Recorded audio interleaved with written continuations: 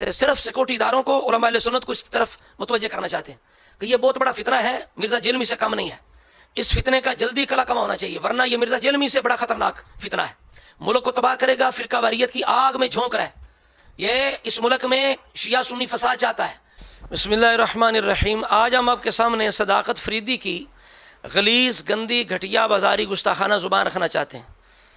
آج ہم اس کا رد نہیں کریں گے، صرف آج اس کی گندی زبان آپ کے سامنے رکھیں گے، رد انشاءاللہ بعد میں ہم کریں گے، کیونکہ یہ پرلے درجے کا جاہل، مکار اور فراڈی شخص ہے، اور ہر بیان اس کا مکر فراڈ پہ مبنی ہے۔ تو چونکہ جو بندہ بھی اہل سنت سے ہٹتا ہے، پھر سوائے مکر فراڈ کے اس کے پاس کچھ نہیں ہوتا، ایک ایک اس کے فراڈ، مکر، جھوٹ کا انشاءاللہ ہم پردہ چاک کریں گے۔ لیکن آج ہم رد نہیں کرنا چاہتے، صرف سیکورٹی اداروں کو، علماء اہل سنت کو اس طرف متوجہ کرنا چاہتے ہیں کہ یہ بہت بڑا فتنہ ہے، مرزا جیلمی سے کم نہیں ہے، اس فتنے کا جلدی کلا کما ہونا چاہیے، ورنہ یہ مرزا جیلمی سے بڑا خطرناک فتنہ ہے، ملک کو تباہ کرے گا، فرقہ واریت کی آگ میں جھونک رہا ہے، یہ اس ملک میں شیعہ سنی فساد چاہتا ہے، اس نے کہیں سے حرام مال کھا لیا ہے جو یہ اس کا معاوضہ دینا چاہتا ہے، تو لہٰذا اس کو ابھی سے کنٹرول کیا جائے، اس کے ساتھ قانونی کارروائی ہونی چاہیے۔ اب سنیے کس طرح یہ صحابہ اکرام کے بارے میں غلیظ زبان استعمال کرتا ہے، کہتا ہے حضرت ابو سفیان کے بارے میں کہتا ہے وہ اندر سے کالا تھا، نعوذ باللہ نعوذ باللہ۔ کیا اس گستاخی پر، اس پر قانونی کارروائی نہیں ہونی چاہیے؟ پھر کہتا ہے سب سے پہلا گستاخ صحابہ کا ابو سفیان ہے، نعوذ باللہ استغفر اللہ، کیا اس پر قانونی کارروائی نہیں بنتی؟ پھر کہتا ہے اہل سنت کو کہتا ہے بے شرمو، بار بار بے شرم بے شرم کہتا ہے، یہ خود اتنا بے شرم بے حیا شخص ہے۔ اور اسی طرح کہتا ہے اموی دین والے، یعنی اہل سنت کے پاس، اہل اسلام کے پاس محمدی دین نہیں، یا اموی دین ہے، یعنی تمام اہل اسلام کو یہ بے دین کہہ رہا ہے، ان کے پاس دین ہی نہیں ہے۔ تو یہ کیا چھوٹا فتنہ ہے؟ مرزا جیلمی سے چھوٹا فتنہ ہے؟ ابھی سے اسے لگام دیں، ابھی سے اس فتنے کا کلا کما کریں، ابھی سے اس کا توڑ کریں، اور یہ ملک کے لیے بڑا خطرناک ہے، اہل سنت کے لیے بڑا خطرناک ہے۔ لہٰذا میں سیکورٹی اداروں سے اور علماء اہل سنت سے گزارش کرتا ہوں کہ اس کو ایکسپوز کریں۔ اب اس کی گھٹیا زبان آپ خود سن لیں کہ کیا یہ بکواس کر رہا ہے، صحابہ اکرام کو، اہل سنت کو، پورے اہل اسلام کے بارے میں کتنی غلیظ زبان استعمال کر رہا ہے۔ تو یہ اندر سے کالا تھا، تو تلوار کی زد سے بچنے کے لیے کلمہ پڑھا۔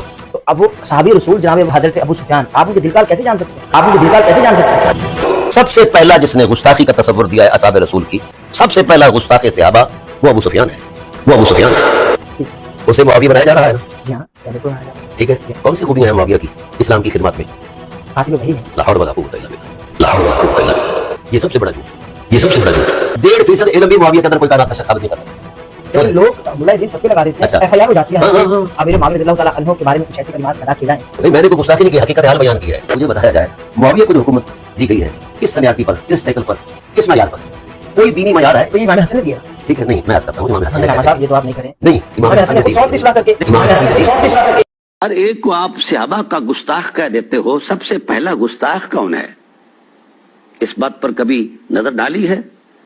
وہ آپ کے نانا جان ابو سفیان ہیں، جنہوں نے صحابی کا، مجھے یہ مولوی بتائیں، ہر ایک کو صحابی کا گستاخ کہہ دیتے ہیں، صحابہ کا گستاخ کہہ دیتے ہیں، اور شور مچاتے ہیں بھوکے کبوں کی طرح، اور کہتے ہیں کہ جناب یہ صحابہ کا گستاخ ہو گیا ہے۔ ہاں ہاں، میرے نزدیک صحابہ کا گستاخ بے دین ہے، جس نے رسول کی بالواسطہ گستاخی کی ہے، اس کے دین پر آپ گواہیاں دیتے ہو، شرم نہیں آتی؟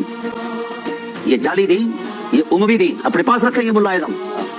کوئی بندہ یزید کے باپ کی مظالم کو بیان کرتا ہے تو اسے کہا جاتا ہے کہ یہ جہنم کا کتا ہے، اور اگر یزید کا باپ نبوت کے ممبروں پر چڑھ کر نبوت کی توہین کرے تو وہ جائز ہے، وہ اجتہاد ہے، شرم آنی چاہیے۔ دین کا جو بانی مبانی ہے معاویہ بن ابی سفیان، تو ہمارے لوگ جو پڑھتے ہیں لا دار، دین ختم ہو جائے گا۔ ہاں، گزارش یہ ہے کہ میں اس حق میں ہوں کہ حضرت ابوبکر صدیق رضی اللہ تعالی عنہ اگر ان کے سامنے کوئی ضابطہ تھا بھی تو وہ ترجیح دے دیتے حضرت سیدہ کائنات۔ تو ہمارے لوگ جو پڑھتے ہیں لا دار رسول ولا دو رسول، میں سمجھتا ہوں یہ محل نظر ہے، یہ بہانہ بناتے ہیں لوگ، ان کے پاس دین ہی نہیں ہے۔